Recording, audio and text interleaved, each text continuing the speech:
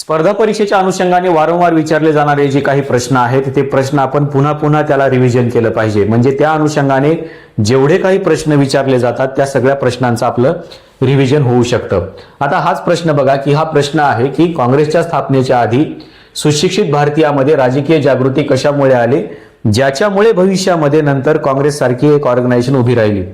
पण ही काँग्रेस सारखी ऑर्गनायझेशन उभी करण्याच्या पाठीमागे जी आयडिओलॉजी पाहिजे किंवा जी काही जागृती पाहिजे ती कशामुळे आली होती, तर त्याचं कारण असं होतं. याच्यामध्ये तुम्हाला अनेक असे ऑप्शन विचारले जाऊ शकतात की परदेशात मध्ये होणारा व्यापार असेल, शेती क्षेत्रातील नवीन कायदे असतील, पाश्चात्य किंवा इंग्रजी शिक्षण असेल किंवा धार्मिक संस्थांचा प्रचार असेल. तर याचं जे करेक्ट उत्तर आहे ते करेक्ट उत्तर आहे भारतीय लोकांना पाश्चात्य शिक्षण मिळालं. आणि हे पाश्चात्य शिक्षण मिळाल्यामुळे काय झालं नेमकं, तर भारतातल्या लोकांना काही विचारसरणीची जी काही ओळख आहे ती ओळख झाली. याच्यामध्ये आपण बघतोय की इंग्रजी शिक्षणामुळे नेमकं काय झालं, तर इंग्रजी शिक्षणामुळे भारतामध्ये काही कन्सेप्ट लोकांना कळायला लागल्या राजकारणातल्या. त्या म्हणजे लोकशाही असेल, राष्ट्रवाद असेल, स्वातंत्र्य असेल, समता असेल किंवा पुरोगामी विचार जो आहे शासन पद्धतीचा तो असेल. तर याची जी ओळख आहे याची ओळख ही या पाश्चात्य शिक्षणामुळे झालेली आहे. आणि या नवीन ज्ञानामुळे सुशिक्षित भारतीयांना ब्रिटिशांच्या अन्यायकारक धोरणांची जाणीव झाली आणि आपण एका लोकशाही शासन व्यवस्थेमध्ये नाही आहेत, आपण राष्ट्रवादी नाही आहेत, आपण समतेनं वागत नाही आहे, अशा अनेक गोष्टींची जाणीव त्यांना पाश्चात्य शिक्षणामुळे झाली. जे पाश्चात्य तत्वज्ञानामध्ये या सगळ्या कन्सेप्ट ऑलरेडी होत्या, त्या कन्सेप्ट इथे यांच्या अभ्यासक्रमामध्ये आल्या आणि याच्यामधूनच पुढे देश पातळीवर एक व्यापक राजकीय संघटन स्थापन करण्यासाठी जी काही खरी प्रेरणा आहे ती खरी प्रेरणा या पाश्चात्य शिक्षणामुळे मिळाली. आणि म्हणून ब्रिटिशांनी जी काही इथं व्यवस्था उभी केली होती ती व्यवस्था चुकीची आहे याचंच अनालिसिस या पाश्चात्य शिक्षण पद्धतीमुळे भविष्यामध्ये व्हायला लागलं. आता पुढचा जो प्रश्न आहे तो प्रश्न असा आहे की 1876 मध्ये इंडियन असोसिएशनची स्थापना कोणी केली होती. आता काँग्रेस स्थापन होण्याच्या पूर्वी हे जे काही पाश्चात्य शिक्षणामुळे जागृत झालेली मंडळी होती त्यांनी इथे इंडियन असोसिएशन नावाचं एक ऑर्गनायझेशन उभं केलेलं होतं. आता हे कोणी केलं होतं, महात्मा गांधींनी केलं होतं का? आता महात्मा गांधी ऑप्शन होऊ शकत नाही, कारण महात्मा गांधींचं वय त्यावेळेस किती असेल, 1851, तर ते 1876. म्हणजे एवढ्या लहान वयामध्ये महात्मा गांधी करू शकत नाहीत. सुरेंद्रनाथ बॅनर्जी ऑप्शन आहे, लोकमान्य टिळक आहेत, गोपाळ कृष्ण गोखले आहेत. तर याचे जे काही महत्वाचं उत्तर आहे किंवा याचं जे करेक्ट उत्तर आहे जे या संघटनेमध्ये स्थापनामध्ये महत्वाची भूमिका होती ते म्हणजे सुरेंद्रनाथ बॅनर्जी यांनी. आणि सुरेंद्रनाथ बॅनर्जी यांनी काही सुशिक्षित लोकांना सोबत घेतलं आणि या इंडियन असोसिएशनची स्थापना केली. आता ही स्थापना करत असताना त्यांच्यासोबत आणखीन कोण होतं, तर ते होते आनंद मोहन बोस. हे देखील त्यांच्यासोबत होते कलकत्ता येथे. आणि या महत्वपूर्ण राजकीय संस्थेची या दोघांनी स्थापना केली. त्याच्यामध्ये महत्वाचा रोल जो आहे तो सुरेंद्रनाथ बॅनर्जी यांचा आहे, पण आनंद मोहन बोस हे त्यांच्यासोबत होते.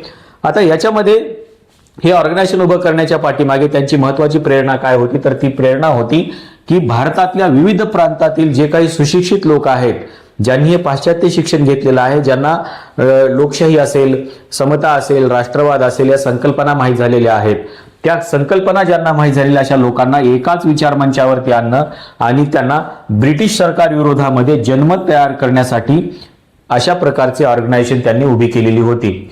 आता हे जे ऑर्गनायझेशन आहे हे ऑर्गनायझेशन काँग्रेसच्या स्थापनेच्या अगोदर झालेली होती. मी तुम्हाला सांगितलं की 1876 हे ऑर्गनायझेशन उभं राहिलं, पण 1885 ज्यावेळेस काँग्रेसची स्थापना झाली त्याच्या 1 वर्षानंतर म्हणजे 1886 हे इंडियन असोसिएशन नावाचं जे ऑर्गनायझेशन होतं हे ऑर्गनायझेशन नंतर काँग्रेसमध्ये विलीन झालं. त्याच्यामुळे तसाही प्रश्न तुम्हाला विचारला जाऊ शकतो की कोणतं ऑर्गनायझेशन होतं जे 1876 स्थापन झालं आणि नंतर 1886 ते काँग्रेसमध्ये विलीन झालं, तर तुम्हाला उत्तर माहित असलं पाहिजे की इंडियन असोसिएशन सुरेंद्रनाथ बॅनर्जी यांनी स्थापन केलेलं ते एक ऑर्गनायझेशन होतं. आता हा जो पुढचा प्रश्न आहे हा पुढचा प्रश्न देखील तेवढाच महत्वाचा आहे, ते म्हणजे 1883 मध्ये सुशिक्षित तरुणांना एकत्र येण्यासाठी जाहीर पत्रक कोणी लिहिलं होतं. एवढे बारकाईने प्रश्न विचारले जाऊ शकतात. 1876 इंडियन असोसिएशन स्थापना झाली, त्यानंतर एक पत्र लिहिलं गेलं 1883. ते कोणी लिहिलं होतं? लॉर्ड डफरीन यांनी लिहिलं होतं, येओ ह्यूम यांनी लिहिलं होतं की न्यायमूर्ती रानडे यांनी लिहिलं होतं की उमेशचंद्र बॅनर्जी यांनी लिहिलेलं होतं. तर या सुशिक्षित लोकांना एकत्र आणण्यासाठी आणि त्यांचं ऑर्गनायझेशन उभं करण्यासाठी येओ ह्यूम यांनी या सुशिक्षित लोकांना पत्र लिहिलं होतं आणि देशभरातले सुशिक्षित लोक एकाच व्यासपीठावर यावेत अशी भूमिका येओ ह्यूम यांनी घेतली होती. आता येओ ह्यूम यांनी आणि सुरेंद्रनाथ बॅनर्जी यांनी एक महत्वाचे पुढाकार घेतलेले होते, ते म्हणजे ऑर्गनायझेशन उभं करण्याच्या संदर्भामध्ये. आता हे येओ ह्यूम कोण होते, तर हे ब्रिटिश एक निवृत्त अधिकारी होते आणि त्यांनी कलकत्ता विद्यापीठाच्या पदवीधरांना एकत्र आणण्यासाठी एक भावनिक खुलं पत्र लिहिलेलं होतं. म्हणजे ते जरी ब्रिटिश अधिकारी असले तरी त्यांनी कलकत्ता विद्यापीठामध्ये जे काही पदवीधर झालेले आहेत त्यांना हे पत्र लिहिलं होतं आणि त्यांनी सुशिक्षित लोकांना एकत्र करण्याचा प्रयत्न केलेला होता. त्यांनी सुशिक्षित भारतीय तरुणांना वैयक्तिक स्वार्थ सोडून देशाच्या राजकीय आणि सामाजिक प्रगतीसाठी एकत्र येण्याचं आवाहन केलं होतं. आणि या पत्राचा परिणाम काय झाला, तर या पत्रामुळे भारतीय नेत्यांना एकत्र येण्याची मोठी ऊर्जा मिळाली, ज्यातून पुढे राष्ट्रीय काँग्रेस ज्याला आपण म्हणतो ते काँग्रेसची स्थापना झाली. त्याची प्रेरणा या सगळ्या गोष्टींमध्ये दडलेली होती. एकतर Indian association, Surendranath Banerjee, A O Hume आणि त्यांनी लिहिलेलं पत्र, या सगळ्यामुळं या तरुणांना एका विचारमंचावरती येण्यासाठी प्रेरणा मिळाली आणि हीच प्रेरणा नंतर काँग्रेसच्या पायाभरणीसाठी महत्वाची ठरली. आता तेवढाच महत्वाचा जो प्रश्न आहे तेवढाच महत्वाचा प्रश्न हा पुढचा प्रश्न आहे. हा प्रश्न बघा, काँग्रेसच्या स्थापनेत सर्वात महत्वाची किंवा आघाडीची भूमिका कोणी बजावलेली होती. आता यावरती जनरल थोडासा फिरवून देखील प्रश्न विचारला जातो, पण हा प्रश्न देखील तुम्हाला माहित असणं गरजेचं आहे. कोण होतं? सुभाषचंद्र बोस होते, येओ ह्यूम होते, लोकमान्य टिळक होते की महात्मा गांधी होते? तर याचं जे उत्तर आहे ते याचं उत्तर तुम्हाला माहिती आहे, ऑप्शन सी याचं उत्तर आहे, येओ ह्यूम. आता या येओ ह्यूम यांनी काय केलं होतं, तुम्हाला मगाशी सांगितलं मी पहिल्या प्रश्नामध्ये की त्यांनी तशा प्रकारचं एक पत्र लिहिलं होतं. आता हा सिक्वेन्स तुम्ही लक्षात घेणं खूप गरजेचं आहे, म्हणजे तुमच्या हे सगळे प्रश्न लक्षात राहू शकतात. की सुरेंद्रनाथ बॅनर्जी, इंडियन असोसिएशन, 1876 ची स्थापना, नंतर येओ ह्यूम यांचं पत्र 1883, त्याच्यामधून प्रेरणा मिळाली, त्यांनी कलकत्ता विद्यापीठाच्या पदवीधरांना पत्र लिहिलं. हा जो काही सिक्वेन्स आहे, हा सिक्वेन्स जर तुमच्या लक्षात राहिला तर तुम्हाला लगेच ते सगळे प्रश्न आठवायला लागतात. आता येओ ह्यूम यांनी काय केलं होतं, तर त्यांनी संपूर्ण भारतात फिरून वेगवेगळ्या प्रांतातील आघाडीच्या राष्ट्रीय नेत्यांशी आणि बुद्धिजीवींशी संवाद साधला होता. पत्र तर लिहिलंच होतं, पण ते सातत्याने या लोकांना संघटित करण्यासाठी फिरत होते आणि त्यांनी एक समन्वयकाची भूमिका घेतलेली होती. आणि प्रशासकीय पुढाकारामुळेच विखुरलेले भारतीय नेतृत्व एका व्यासपीठावर येण्यासाठी त्यांची जी काही भूमिका राहते ती भूमिका महत्वाची ठरली आणि पुढे जाऊन त्यांनीच काँग्रेसची स्थापना केली. त्याच्यामुळे त्यांना केंद्रवर्ती पुढाकारामुळेच ह्यूम यांना इतिहासामध्ये काँग्रेसचे जनक असं म्हटलं गेलं, कारण त्यांच्या प्रेरणेमुळे काँग्रेसची स्थापना 1885 मध्ये झालेली होती. आता हे जे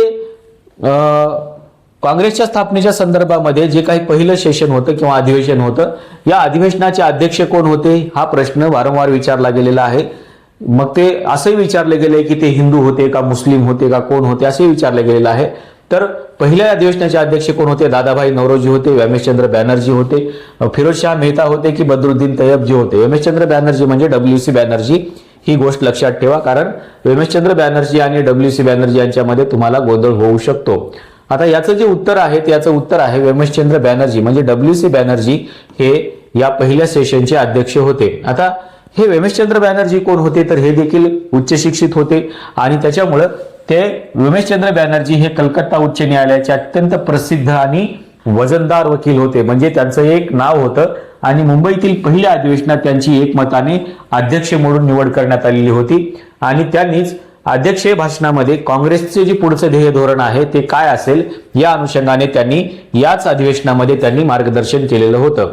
आता पुढचा जो प्रश्न आहे हा प्रश्न तेवढाच महत्वाचा आहे की ही जी काही काँग्रेस आहे ही मुंबई प्रांतातून काँग्रेसच्या स्थापनेत कोणत्या दोन नेत्यांनी मोठी भूमिका घेतली होती, कारण मुंबई हा प्रांत इथे केंद्रीकृत राहिलेला होता आणि याच मुंबईमधून काँग्रेसच्या स्थापनेला प्रामुख्याने जोर मिळालेला होता.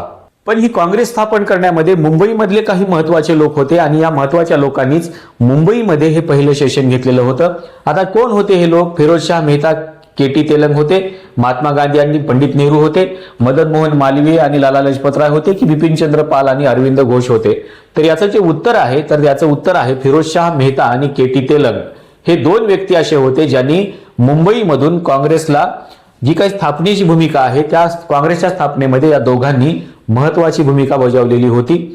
आता हे जे फिरोजशाह मेहता होते किंवा KT तेलंग होते, या दोघांनी काय केलेलं होतं तर मुंबईतील बॉम्बे प्रेसिडेन्सी असोसिएशन या आघाडीच्या राजकीय संस्थेचे प्रमुख आधारस्तंभ हे दोघे जण होते. यांनी काय केलं, यांनी येओ ह्यूम यांच्या अखिल भारतीय संघटना उभारण्याच्या संकल्पनेला पूर्ण ताकदीने आणि सक्रियपणे पाठिंबा दिला आणि त्यांना मुंबईत पहिल्या राष्ट्रीय अधिवेशनाचे यशस्वी आयोजन आणि व्यवस्था करण्याची प्रमुख जबाबदारी या मुंबईच्या या दोन नेत्यावर टाकलेली होती आणि त्यांनी ते प्रामुख्याने पार पाडलेली होती. त्याच्यामुळे मुंबईमधून जे प्रमुख दोन नेते होते ते प्रमुख दोन नेते काँग्रेसच्या स्थापनेमधले एक फिरोजशाह मेहता आणि दुसरे के.टी. तेलंग हे दोन महत्वाचे नेते त्या ठिकाणी होते. आता हा पुढचा जो प्रश्न आहे हा प्रश्न तेवढाच महत्वाचा आहे की भारतीय राष्ट्रीय काँग्रेसची स्थापना कोणत्या वर्षी आणि कुठे झाली. आता आपल्याला असं वाटू शकतं की कलकत्त्यामध्ये झाली किंवा कलकत्त्यामध्ये पहिल्यांदा इंडियन असोसिएशन सुरेंद्रनाथ बॅनर्जी यांनी सुरू केली, त्याच्यामुळे काँग्रेस देखील तिकडे स्थापन झाली असेल, पण तसं नाही आहे. याचं जर उत्तर तुम्हाला शोधायचं तर त्याचं ऑप्शन आहे 1883 मध्ये पुण्यात झाली, 1885 मध्ये मुंबईत झाली, 1890 मध्ये कलकत्ता की 1895 मद्रास. या चारपैकी जे उत्तर आहे ते उत्तर आहे 1885 मुंबईमध्ये याची स्थापना करण्यात आली. आता हे जे 1885 म्हणजे मुंबईमध्ये स्थापना झाली, याच्या अगोदर मी तुम्हाला सांगितलं की 1876 ला एक इंडियन असोसिएशन देखील स्थापन करण्यात आलेली होती. त्याच्यामुळं कन्फ्यूज होऊ शकतं की 1876 की 1885. तर इंडियन असोसिएशन ही 1876 आणि काँग्रेस ही 1885 असे दोन्ही उत्तर आपल्या लक्षात ठेवायचे आहेत. आणि कुठे झाली होती तर हे मुंबईतल्या गोकुळदास तेजपाल संस्कृत कॉलेजमध्ये. आता हा प्रश्न बारकाईने विचारला जातो की काँग्रेसची जी स्थापना आहे ती स्थापना किंवा त्याचं जे पहिलं सेशन आहे ते कुठे झालं होतं, तर त्याचं पहिलं सेशन हे गोकुळदास तेजपाल संस्कृत जे कॉलेज होतं त्या कॉलेजच्या सभागृहामध्ये याचं अधिवेशन अधिकृतपणे याची स्थापना झालेली होती. आणि हा प्रश्न वारंवार विचारला गेलेला आहे कारण कॉलेजचं नाव सहसा लक्षात राहत नाही. मुंबईमधले जे काही जुने कॉलेज आहेत अशा 2-4 कॉलेजची नावं दिली जातात आणि हा प्रश्न तिथे फिरून विचारला जातो. खरं तर हे अधिवेशन जे आहे हे अधिवेशन अगोदर पुण्यात होणार होतं, पण पुण्यामध्ये काय झालं होतं, कॉलरा नावाचा जो एक आजार आहे ज्याला आपण पटकीचा आजार असं देखील म्हणतो, तर हा कॉलरा नावाचा जो आजार आहे हा आजाराची साथ पुण्यामध्ये आलेली होती. जशी आता आपल्याकडे कोरोनाची लाट आलेली होती त्याच पद्धतीची लाट पुण्यामध्ये या कॉलराची आलेली होती. त्याच्यामुळं हे पुण्यामधलं जे अधिवेशन होतं हे अधिवेशनाची जागा दुसरीकडे शिफ्ट करण्यात आली आणि हे अधिवेशन मुंबईमध्ये घेण्यात आलं. आणि हा दिवस आधुनिक भारताच्या स्वातंत्र्य चळवळीत इतिहासातील सर्वात महत्वाचा आणि पायाभूत टप्पा म्हणून मानला जातो कारण त्या दिवशी ह्या काँग्रेसची स्थापना झालेली आहे. तारीख त्याची लक्षात ठेवा, 28 डिसेंबर 1885 ला मुंबईमध्ये काँग्रेसची स्थापना झालेली आहे. आता हा सगळ्यात महत्वाचा प्रश्न विचारला जातो की काँग्रेस ज्यावेळेस स्थापन होत होती त्यावेळेस काँग्रेसच्या या पहिल्या बैठकीला नेमकं किती लोक देशभरामधून उपस्थित झालेले होते. हा प्रश्न विचारला जातो की पहिल्या अधिवेशनाला देशभरातून किती प्रतिनिधी आले होते. आता याचं ऑप्शन आहे 52, 72, 100 की 436. तर याचं उत्तर आहे 72 लोक या मुंबईतल्या या अधिवेशनाला देशभरामधून उपस्थित झालेले होते. आता देशभरामधून जे हे लोक उपस्थित राहिलेले होते याच्यामध्ये बुद्धिजीवी लोकांचा सगळ्यात मोठा वाटा होता. म्हणजे हे सगळेच जवळपास हे बुद्धिजीवी लोक होते ज्यांना ए.व्ही. ह्यूम यांनी भारतभर फिरून किंवा त्यांना पत्र लिहून एकत्र आणलेलं होतं. असे हे बुद्धिजीवी लोक देशभरातून एकत्र झालेले होते. किती लोक होते तर 72 लोक एकत्र झालेले होते. आणि या पहिल्या गटामध्ये किंवा याच्यामध्ये वकील, प्राध्यापक, विचारवंत आणि नामवंत पत्रकार आणि समाज सुधारकांचा महत्वाचा समावेश होता. या अधिवेशनामध्ये सर्वाधिक 38 प्रतिनिधी ही एकट्या मुंबई प्रांतात मधून उपस्थित राहिलेले होते कारण मुंबईमध्ये हे अधिवेशन होतं आणि त्यांना येण्यासाठी तिथलं सोयीस्कर होतं. त्याच्यामुळं 72 पैकी 38 प्रतिनिधी हे मुंबई प्रांतामधले होते. आता काँग्रेस स्थापनेच्या वेळी भारताचे ब्रिटिश व्हाईसरॉय कोण होते.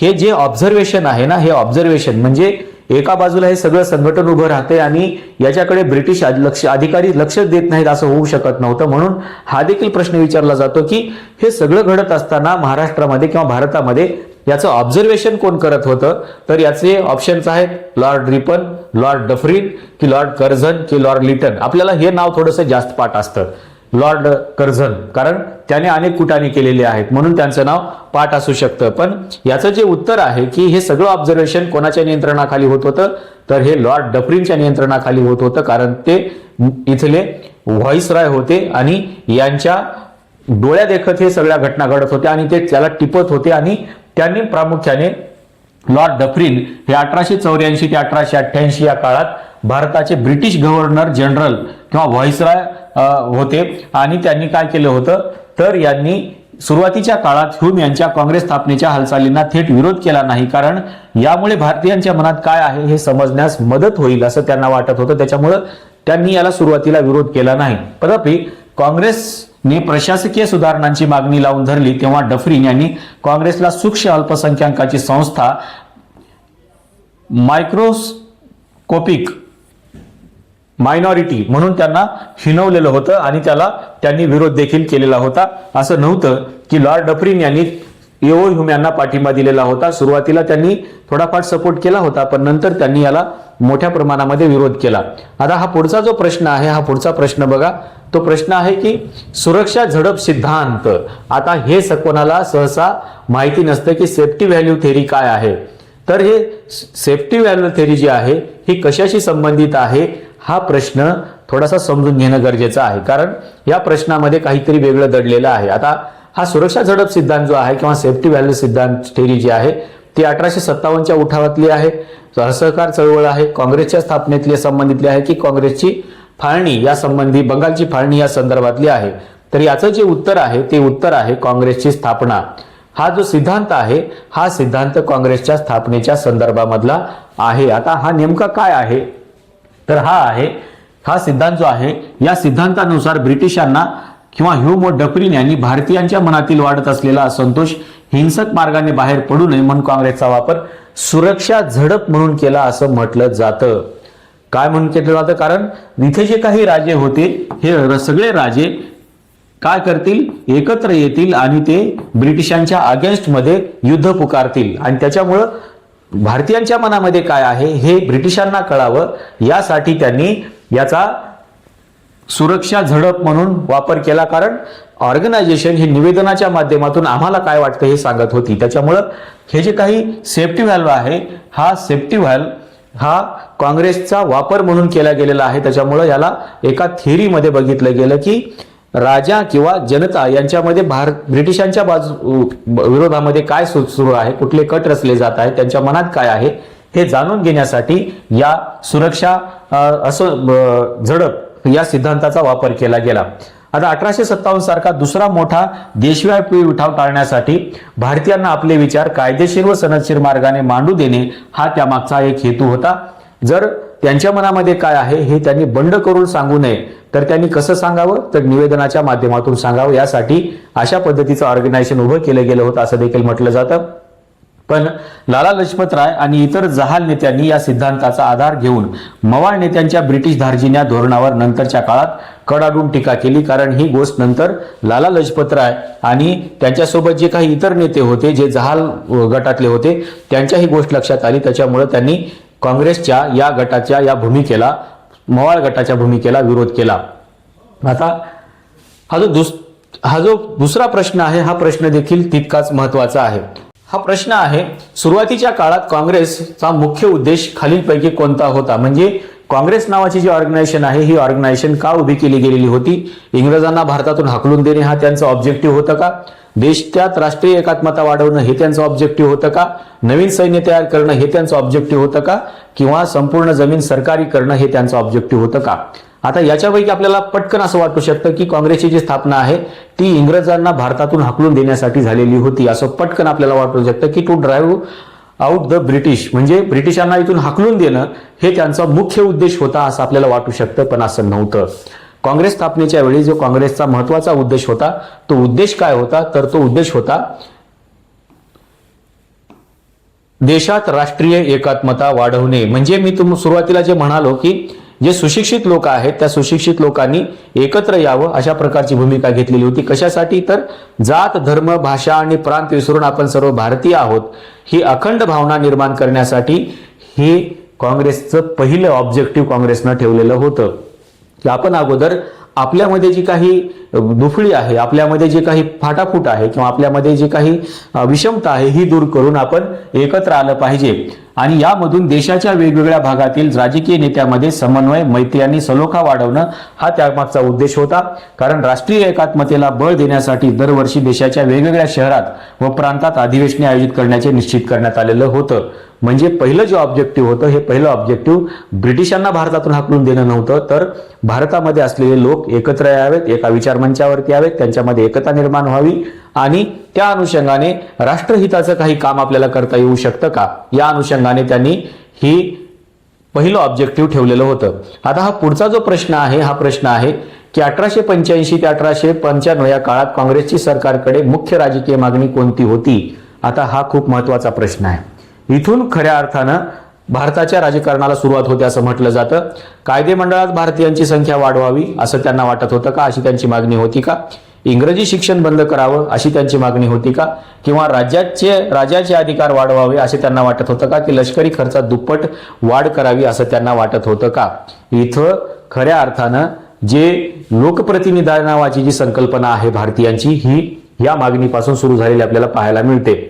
आणि ही जी काही मागणी आहे ती आहे, काँग्रेसला असं वाटत होतं की कायदेमंडळात म्हणजे काउन्सिलमध्ये भारतीयांची संख्या वाढली पाहिजे आणि ही त्यांनी सुरुवातीची मागणी ठेवली होती. म्हणून सुरुवातीच्या काळात काँग्रेसने थेट पूर्ण स्वातंत्र्याची मागणी न करता सुधारणावादी धोरण स्वीकारलं आणि त्याद्वारे त्यांनी काय चालवलं, सांगितलं की काउन्सिलमध्ये भारतीयांची संख्या वाढली पाहिजे, याच्यासाठी ब्रिटिशांनी तरतुदी कराव्यात आणि देश चालवण्यामध्ये आणि देशाच्या कायदेमंडळात सुशिक्षित भारतीयांना योग्य प्रतिनिधित्व मिळावं एवढीच त्यांची प्रमुख मागणी होती आणि ती मागणी त्यांनी निवेदनाच्या माध्यमातून ब्रिटिशांकडे केलेली होती. आणि काँग्रेसच्या याच सनदशीर आणि सातत्यपूर्ण दबावामुळे ब्रिटिशांना कायदेमंडळात सुधारणा करणारा भारतीय काउन्सिल कायदा नाव लागला आणि 1892 हा कायदा मंजूर केला गेला. आणि या ऍक्टमुळे काय झालं तर कायदेमंडळामध्ये म्हणजे काउन्सिलमध्ये भारतीयांची संख्या इथे वाढविण्यात आली.